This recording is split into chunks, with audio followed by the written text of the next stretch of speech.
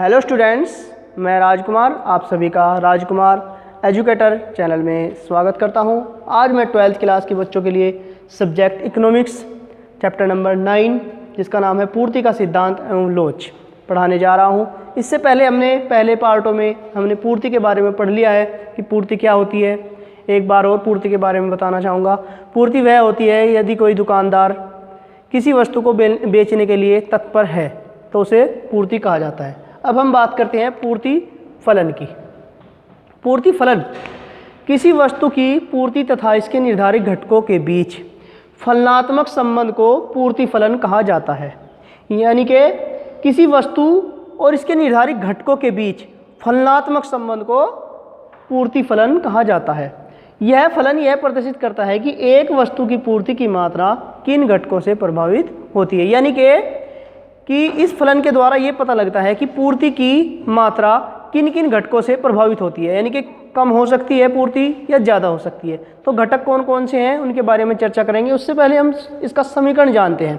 जैसे कि इसका समीकरण है एस एक्स इक्वल टू फलन P X P R G P F T N F E X Y P.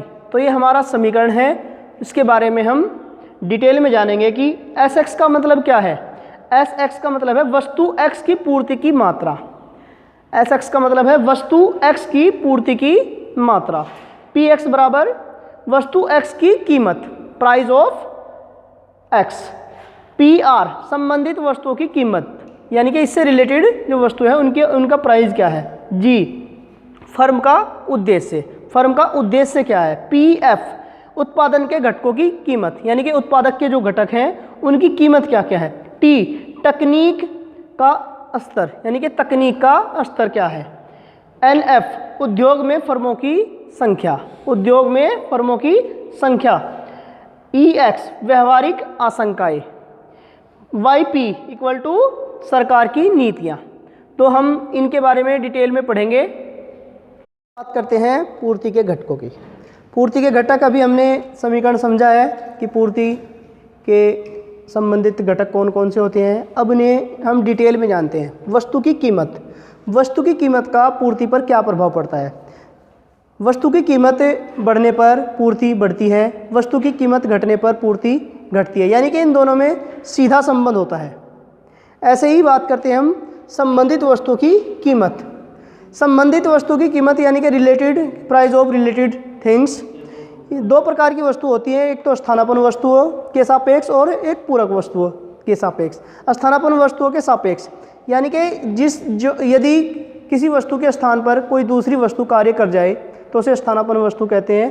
तो जैसे कि चाय का मूल्य बढ़ने पर कॉफ़ी की कीमतों में, कॉफ़ी की पूर्ति में कमी आ जाती है। क्यों कमी आ जाती है? क्योंकि चाय के जो उत्पादक होते हैं वह चाय का उत्पादन ज़्यादा करेंगे, तो इससे कॉफ़ी की पूर्ति में कमी आएगी। ऐसे ही पूरक वस्तुओं के सापेक्ष, पूरक वस्तुओं के सापेक्ष पूरक वस्तुएं वह होती हैं जो एक दूसरे के साथ साथ चलती हैं। जैसे कि कार और पेट्रोल। यदि कार की वस्तुओं में कार के प्राइस में यदि वृद्धि हो रही है तो पेट्रोल की पूर्ति में भी वृद्धि होगी। ऐसा इसीलिए होगा क्योंकि लोग पेट्रोल ज़्यादा से ज़्यादा यूज़ करेंगे। ऐसे ही फर्म का उद्देश्य। नंबर 3 फर्म का उद्देश्य। फर्म का उद्देश्य भी पूर्ति पर इफेक्ट डालता है। फर्म का उद्देश्य कैसे डालता है? जैसे कि बहुत सी फर्में होती हैं जिनका उद्देश्य लाभ कमाना होता है। यदि किसी फर्म का उद्देश्य लाभ कमाना है, ज़्यादा से ज़्यादा कम से कम वस्तु को बेचना है, तो उसका भी इफेक्ट पड़ेगा। और कुछ फर्में ऐसी होती हैं जिनका उद्देश्य कम लाभ कमाकर ज़्यादा से ज़्यादा वस्तु को बेचना है, तो उसका भी इफेक्ट पूर्ति पर पड़ता है। ऐसे ही उत्पादन के घटकों की कीमत।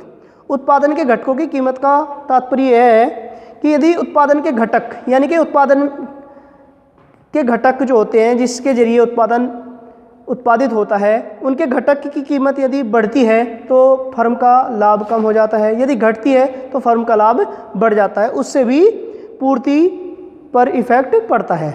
नंबर 5 तकनीकी स्तर। तकनीकी स्तर का मतलब यह है कि तकनीकी का यूज़ करते हुए किसी वस्तु की लागत में कमी आ सकती है, जिससे कि फर्म को लाभ ज़्यादा से ज़्यादा मिलेगा।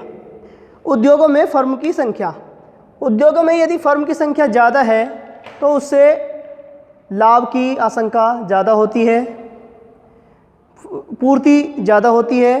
और यदि उद्योग में फर्मों की संख्या कम है तो पूर्ति भी कम होगी। व्यावसायिक आशंकाएं, व्यावसायिक आशंकाओं का मतलब है कि आने वाले दिनों में इस व्यवसाय से क्या लाभ मिलने वाला है। यदि लाभ ज़्यादा मिलने वाला है तो पूर्ति बढ़ेगी, यदि कम मिलने वाला है तो पूर्ति घटेगी। अब नंबर 8 पर है सरकार की नीतियाँ। सरकार की नीतियाँ भी पूर्ति पर इफ़ेक्ट डालती हैं। वो कैसे डालती हैं? यदि सरकार ने टैक्स ज़्यादा रखा हुआ है तो व्यापारियों को लाभ कम होगा, जिससे पूर्ति कम करनी पड़ेगी। और यदि सरकार ने कोई छूट दी है या टैक्स में कमी की है तो पूर्ति में भी वृद्धि होगी। तो बच्चों, यह थी हमारी पूर्ति फलन का टॉपिक। आशा करता हूँ कि आप सभी को समझ आया होगा। तो आगे के बारे में हम नेक्स्ट वीडियो में डिस्कस करेंगे। तो यदि वीडियो पसंद आई है तो लाइक करना, शेयर करना और चैनल को सब्सक्राइब करना। Thank you.